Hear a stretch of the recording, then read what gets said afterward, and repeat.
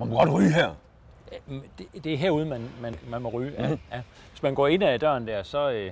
nu er det selvfølgelig Folketinget, så derfor er der nogle lommer derinde, hvor man godt må ryge. Der er rygeboks. Er det Folketinget, det der? Rygeboks. Der er Folketinget derinde. Er det rigtigt? Yes. Nå. Det er det. Det må man næsten ikke ryge nogen steder, hvor det er rent chikane. Ryger du? Jeg ryger ikke, nej. Arbejder du derinde? Ja. Er du politiker? Ja. Er det rigtigt? Ja. Nu kan jeg godt kende dig jo. Kan du det? Det er dig der, Christen Tusinddal. Ja. Ja. Jeg... Har du mødt Mogens Glistrup? Ja. Han er røg. Du er jo så en ene formand for det der Dansk Folkeparti. Du må have smidt ud jo. Du er blevet alene nu. Ja, det er selvfølgelig... Er det ikke rigtigt? Ja, hun er der jo stadigvæk. Er hun det? Ja, det er hun.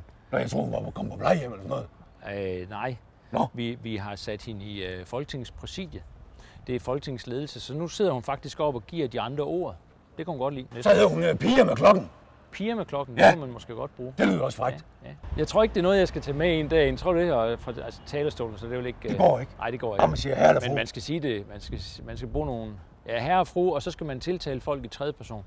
Så skal man for eksempel sige Ham der. man skal sige ministeren og minister. Man Nå, må ikke sige på den ministerens måde. navn, og man skal sige herr Bertel Haarder. Man må ikke sige du Bertel. Hvorfor nævner du lige Bertel?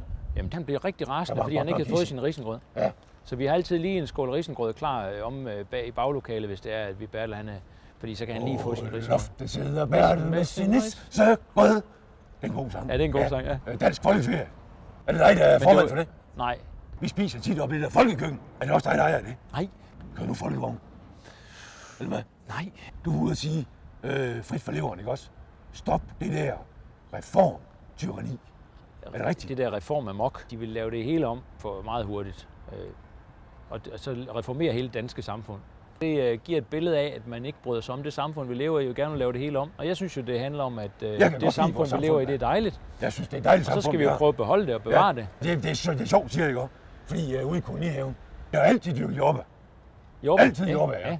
Og det har vi gjort i mange år. Ja. Så pludselig kommer der nogle nye ind. Det er der ikke noget i vejen for. Så skal der være rabarber. Nå, Så skal der være havtorn. de vil ikke have jordbær. Så skal det hele reformeres. Ja, Der er der vej med jordbær. der vil du hellere have de gode gamle jordbær. Ja. Ja. Vi er røde. Jo. Kan du lide jordbær? Jeg er også rød. Du er også rød. Nå. Er du også rød? Politisk, der vil mange, synes jeg også, er noget rød. Ja.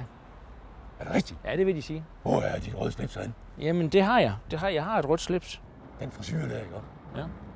Er det dig selv, der sætter den? Det er en frisør over i Thyregod, over i Jylland. Tyregod. Ja, der skulle du prøve. Det er fint, min væse, hun har konfirmation.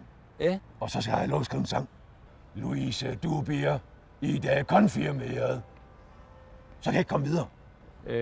Louise, du bliver konfirmeret. Ja, det er en god start. Og det har du ventet på, Samir.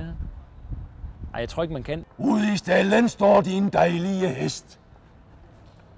Og derfor er vi i dag samlet til en fest. Hurra! Hvis det er rigtig, rigtig festligt, så kan du tage det lange til sidst.